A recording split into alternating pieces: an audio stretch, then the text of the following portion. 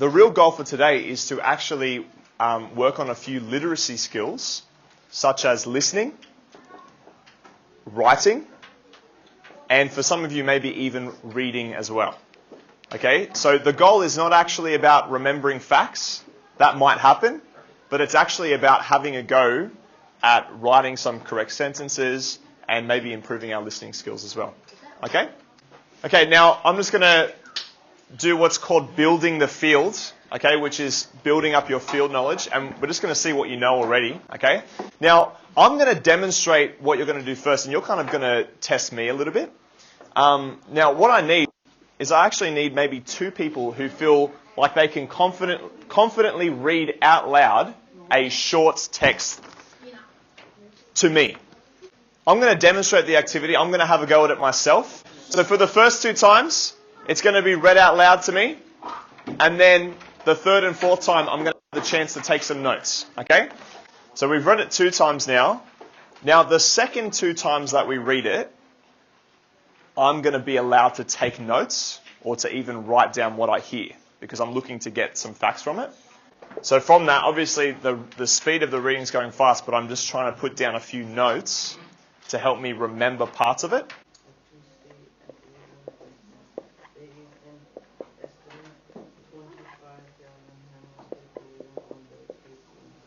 Okay.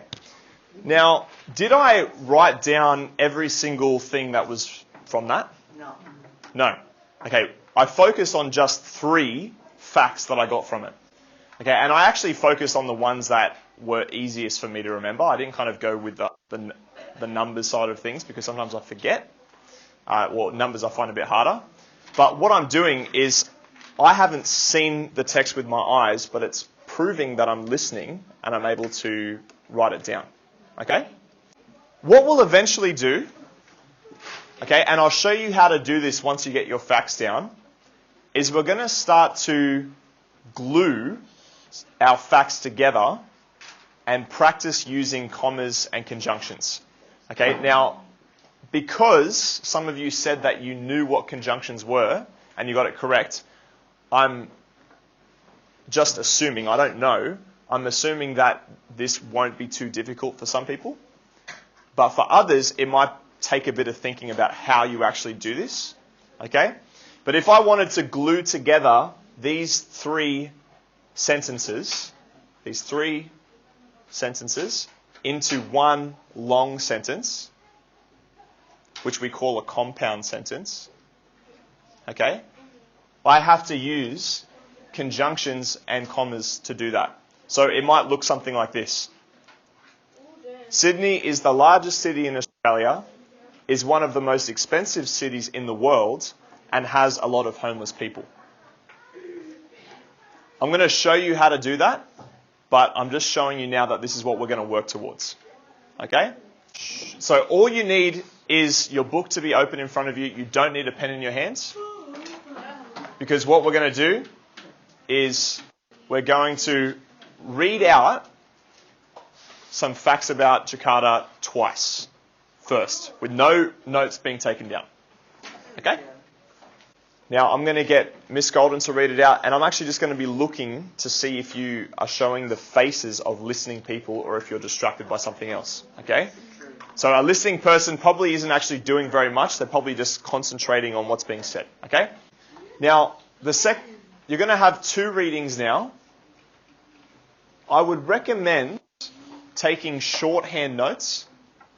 I would recommend not writing down the word Jakarta because you know that it's about Jakarta.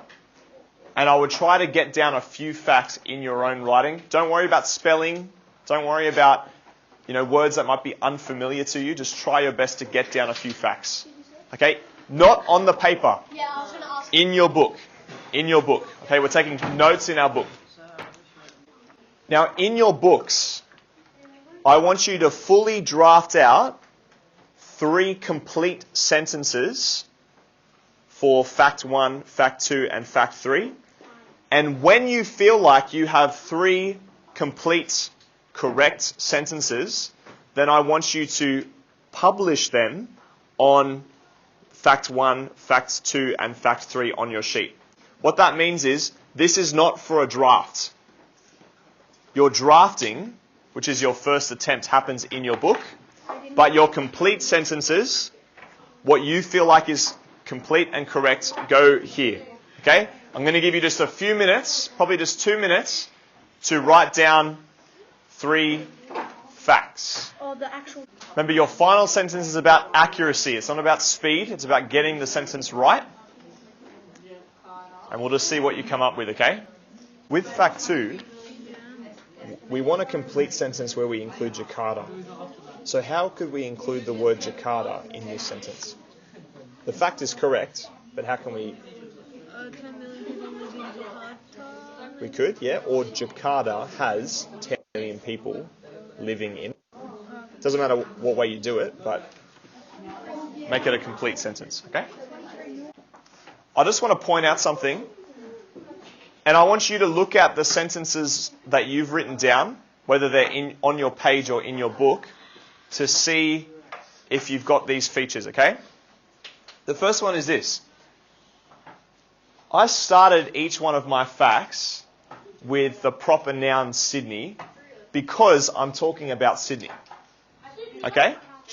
Usually when we list facts, we'll start with the thing that we're talking about. Now, just because we're getting short on time, I want to show you how to do the next part. When I glued the facts together, okay, this compound sentence has all 3 facts written, but the only thing that I've taken out is actually the proper noun, that's right, the capital city, Sydney, and I've replaced them with something, okay? Now, because I'm listing 3 things, if I list 3 or more things, I can use a comma for the next one. So I've got Sydney is the largest city in Australia. I've gotten rid of repeating myself with Sydney and I've replaced it with a comma. So I've said comma is one of the most expensive cities in the world. And then because it's my final thing that I'm listing, to show somebody that I'm getting to the end of my list, I use the glue word, the conjunction, and to put on my final clause. Okay? Which and I haven't put Sydney again, has a lot of homeless people. Here's what I'm going to do. If you're up to this point, I want you to do your gluing, okay? Using a comma and a conjunction. And then I'm going to show you this last part. Now, just before I move on to the next one, can we check a few things? Can we check that your facts, that at the start of each of your sentences, you have a capital letter? Can you check that? And if you do, give yourself a little tick above. Okay? Can you check that at the end of each of your facts you've got a full stop? Okay? If you have, give yourself a little tick.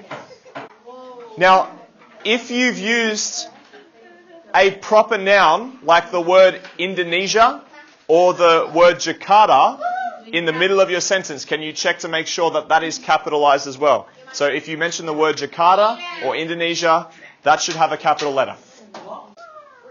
What we're going to do next is something that is easy, but maybe we'll take a bit of practice to understand how to do it, okay? Which is using the word which. Okay, now, which is a good word. It's a good word to use. And how it kind of works is if we put it in, say if we put in a comma and we use the word which, okay, so just imagine that full stop is actually a comma. Okay, everyone looking to the board so I can see that you're paying attention. Now, which is used in this case as something kind of like a pronoun, where what it's actually talking about is the clause that happens before it's used. Okay? Think of a clause just like a little message. Okay? Within a sentence, you can have a few clauses or you can just have one. In this, we have one clause, but we want to add on information to it. And we actually want to add in our own idea. Okay, so I think I did it for that one. Okay, so if I put it here, what I did is I used a comma, I put the word which, and I said, which makes it harder to live in.